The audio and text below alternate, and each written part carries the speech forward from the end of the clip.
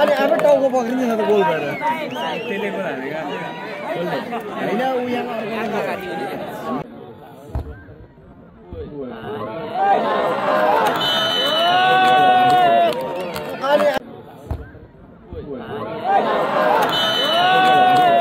अनि आफै टाउको पक्रिन्छ त गोल भएर त्यसले पो हानेको हैन उ यहाँ